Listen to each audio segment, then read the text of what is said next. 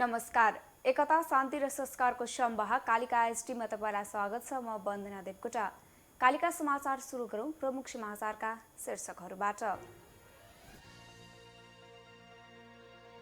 कालिका समाचारको साथमा tasty FE500 FE500D Vijaya सिमेन्टको master builder OPC cement building your future. Vatsalya natural IVF आधुनिक चिकित्सा उच्च सफलता दर अन्तर्राष्ट्रिय स्तरको उपचारद्वारा सन्तान प्राप्ति सम्भव छ। यसैले बारम्बार लाइफ बोय भाइरस फाइटर यसले भाइरससँग लड्छ र तपाईलाई सुरक्षा गर्छ।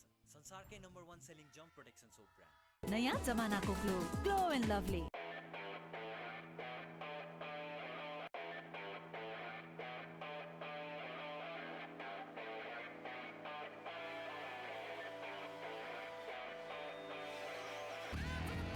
यस यामाहा नेपालको अति लोकप्रिय motorcycle hero super Splendor. Bond's Bright Beauty। प्रज्ञा प्रतिष्ठानको आर्थिक कठिनाइलाई मध्यनजर गर्दै सरकारले सहयोग गर्ने प्रधानमन्त्री शेरबहादुर देउवाको उद्घोष। नेपाली भाषा साहित्य र संस्कृतिको संरक्षण र प्रवर्धनमा प्रज्ञा प्रतिष्ठानले महत्त्वपूर्ण भूमिका खेलेको जिकिर।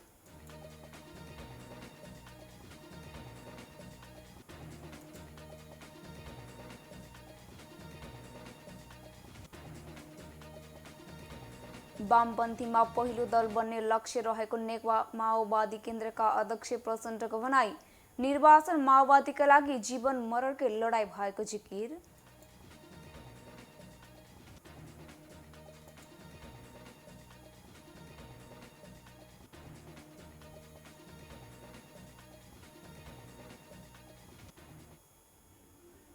श्रीलङ्काका प्रधानमन्त्रीद्वारा देश टाँट पल्टिएको घोषणा।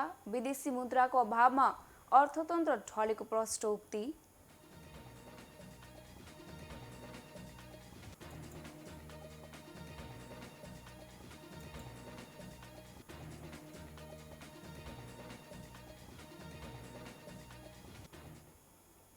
र आज अन्तर्राष्ट्रिय ओलम्पिक दिवस विभिन्न कार्यक्रम गरी मनाइँदै।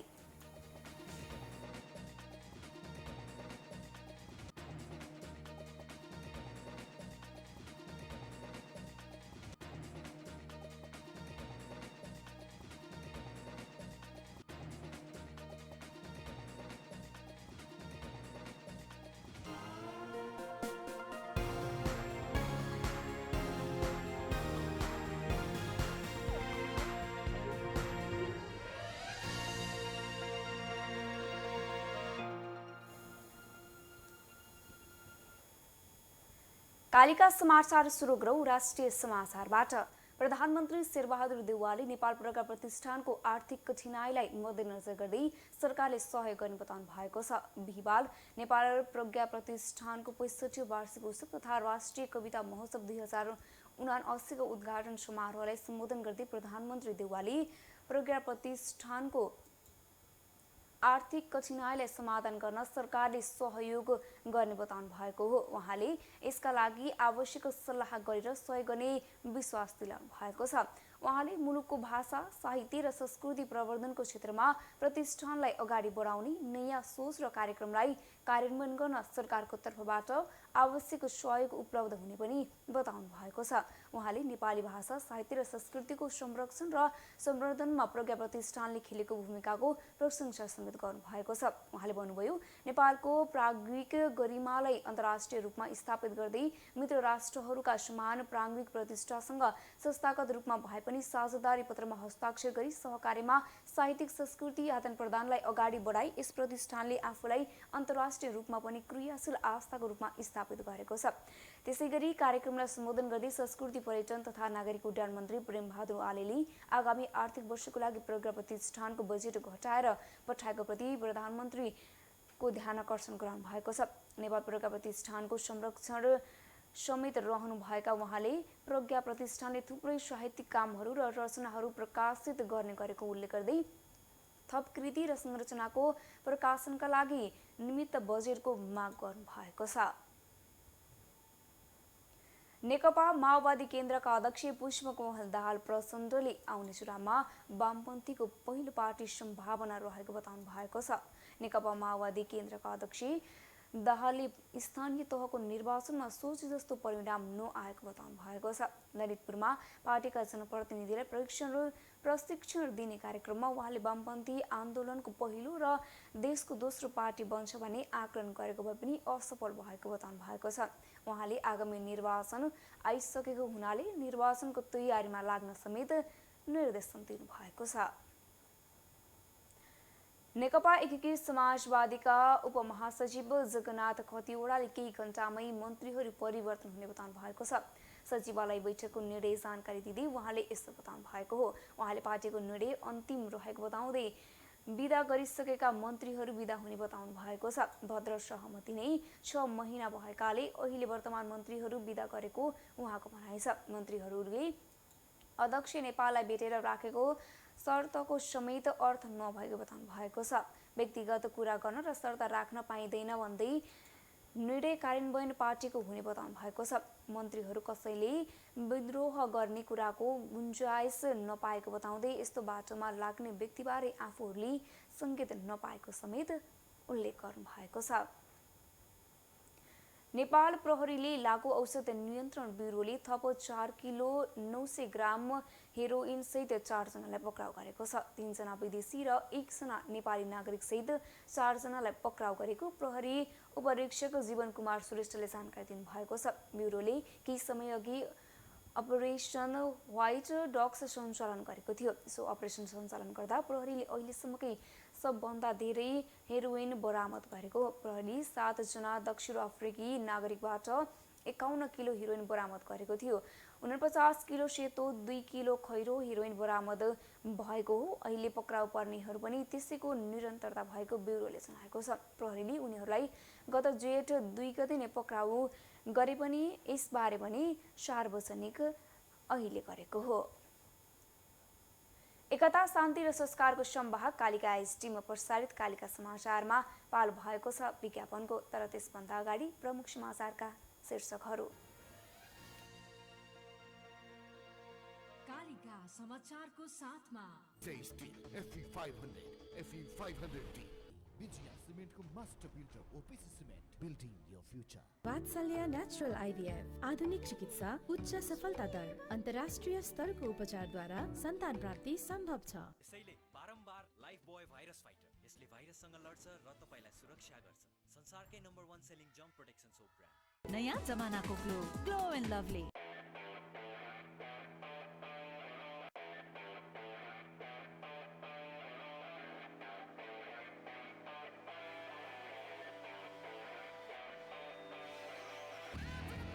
यस यामाहा नेपालको अति लोकप्रिय motorcycle hero super Splendor. Pond's Bright Beauty। प्रज्ञा प्रतिष्ठानको आर्थिक कठिनाइलाई मध्यनजर गर्दै सरकारले सहयोग गर्ने प्रधानमन्त्री शेरबहादुर देउवाको उद्घोष। नेपाली भाषा साहित्य र संस्कृतिको संरक्षण र प्रवर्धनमा प्रज्ञा प्रतिष्ठानले महत्त्वपूर्ण भूमिका खेलेको जिकिर।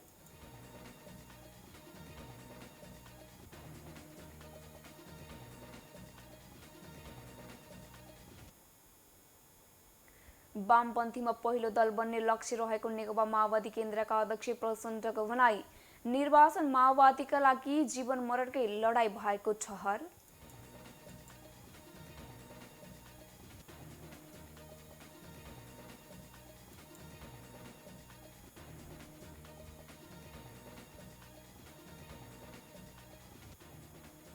श्रीलङ्काका प्रधानमन्त्री विक्रमासिंघेद्वारा देश टाँट पल्टिएको घोषणा। विदेशी मुद्राको अभावमा अर्थतन्त्र ढलेको प्रष्टोक्ति।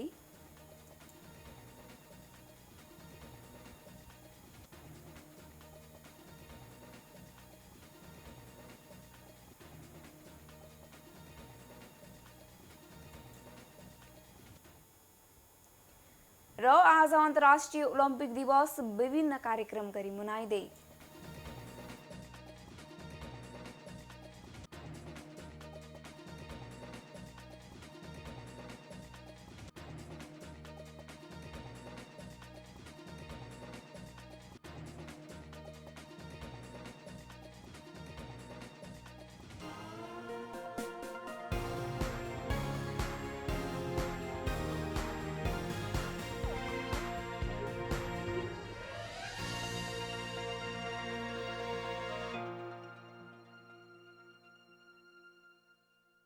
जगदम्बा सुपर साइन तथा ग्याल्भा प्लस जस्ता पाता जीवनभरको भरोसा।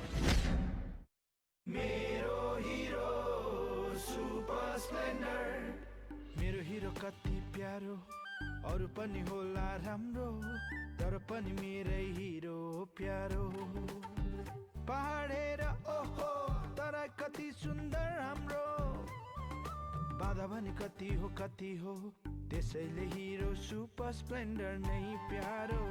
काम लागे हुन्छ धुलो, पानी परे हिलो मैलो, त्यसैले त हिरो सुपर स्प्लेन्डर नै प्यारो। सबैलाई सुहाउँदो सुपर स्प्लेन्डर नै प्यारो। हामीमा छ हिरो। नेपालको अति लोकप्रिय motorcycle hero super Splendor.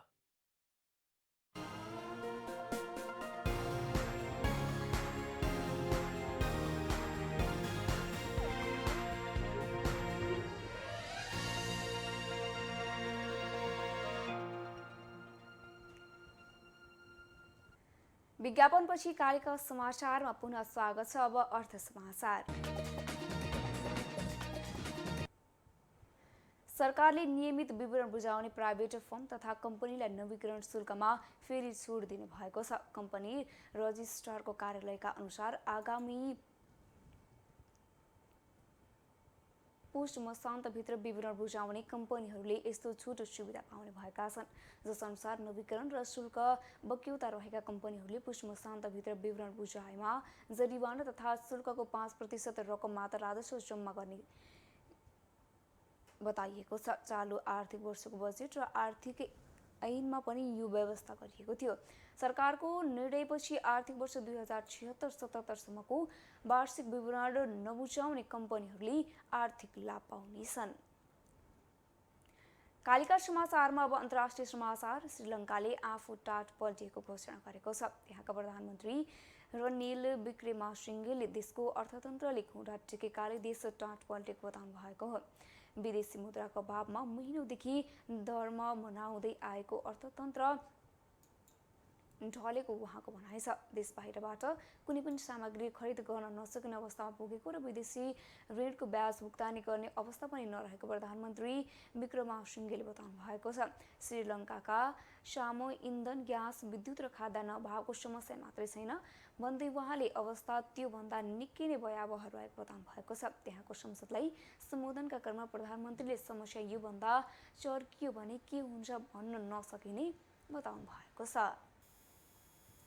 Kalika समाचारमा अब खेल समाचार।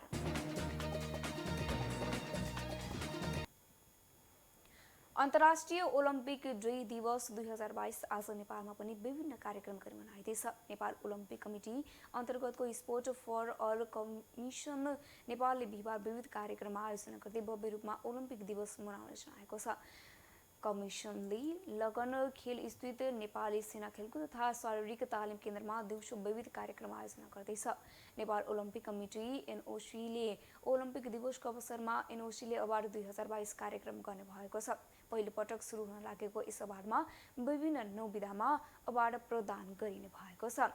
यसैबीच भरतपुरमा तेस्रो राष्ट्रपति रनिङ सिल्ड प्रतियोगिता आजबाट सुरु भएको छ। भरतपुर महानगरपालिकाको आयोजनामा भरतपुर 18 गुन्जानगरमा माध्यमिक विद्यालयको प्राङ्गणमा सुरु भएको प्रतियोगिताको एक कार्यक्रमका बीच भरतपुर महानगरपालिका प्रमुख रेणु दाहालले उद्घाटन गर्नुभएको छ। प्रतियोगिता उद्घाटन गर्दै महानगर प्रमुख दाहालले राष्ट्रपति रनिङ सिल्ड दक्ष खेलाडी उत्पादनको माध्यम भएको बताउनु भएको छ। रनिङ सिल्डले भरतपुरमा दक्ष खेलाडी उत्पादन गर्ने वातावरण पनि सिर्जना भइरहेको उहाँको भनाइरहेको छ। भरतपुरलाई खेलकुद हब निर्माण गर्ने उद्देश्यसहित विभिन्न पूर्वाधार बनाउने कार्य भइरहेको समेत मेयर दाहालले जानकारी दिनुभएको छ। एक वडा एक खेल मैदान, एक विद्यालय एक खेल मैदान, नगर स्तरीय खेल मैदान, प्रदेश स्तरीय खेल मैदान तथा अन्तर्राष्ट्रिय खेल मैदान निर्माण भइरहेको पनि मेयर दाहालले बताउनु भएको छ। कोभिड-19 कोरोना भाइरसका कारण विद्यालय बन्द हुँदा 3 वर्षदेखि भरतपुरमा राष्ट्रपति रनिङ सिल्ड प्रतियोगिता रोकिएको थियो। प्रतियोगितामा भलिबल, कबड्डी, एथलेटिक्स गरी 3 विधाका खेल हुने भरतपुर शिक्षा महाशाखा प्रमुख महेन्द्र प्रसाद पौडेलले बताउनु भएको छ। प्रतियोगितामा भरतपुरका सामुदायिक तथा निजी गरी 50वटा विद्यालयको सहभागिता रहेको छ। गर्मीको समयका कारण प्रतियोगिता बिहानको समयमा गरिने उहाँले बताउनु भएको छ। प्रतियोगितामा उत्कृष्ट हुने खेलाडीलाई प्रदेश हुँदै सङ्घमा प्रतिस्पर्धाका लागि पठाइने व्यवस्था रहेको छ। एकता शान्ति र संस्कारको संवाहक कालिका एसटीमा प्रसारित कालिका समाचारको अन्त्यमा प्रमुख समाचारका शीर्षकहरू पुनः एकपटक। कालिका समाचारको साथमा Tasty FE500, FE500D. विजया सिमेन्टको master builder OPC cement, building your future. Vatsalya natural IVF आधुनिक चिकित्सा उच्च सफलता दर अन्तर्राष्ट्रिय स्तरको उपचारद्वारा सन्तान प्राप्ति सम्भव छ। यसैले बारम्बार लाइफ बोय भाइरस फाइटर, यसले भाइरससँग लड्छ र तपाईलाई सुरक्षा गर्छ। संसारकै नम्बर 1 सेलिङ जम्प प्रोटेक्सन सोप ब्रान्ड। नयाँ जमानाको ग्लो एन्ड लभली।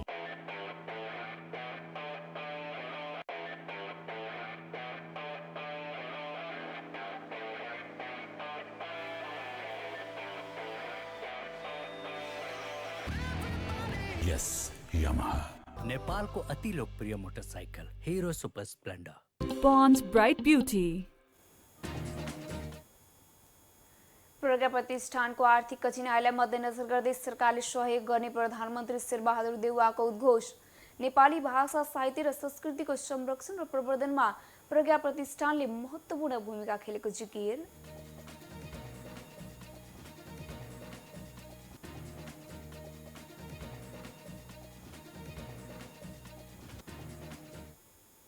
वामपन्थीमा पहिलो दल बन्ने लक्ष्य रहेको नेकपा माओवादी केन्द्रका अध्यक्ष प्रचण्डको भनाई। निर्वाचन माओवादीका लागि जीवन मरणकै लडाई भएको ठहर।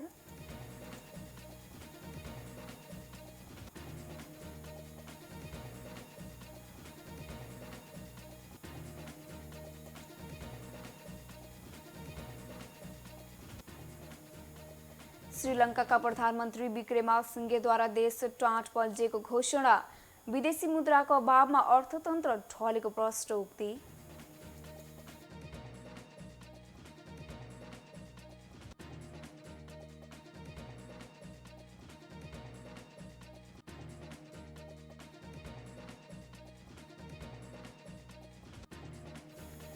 र आज अन्तर्राष्ट्रिय ओलम्पिक दिवस विभिन्न कार्यक्रम गरी मनाइँदै।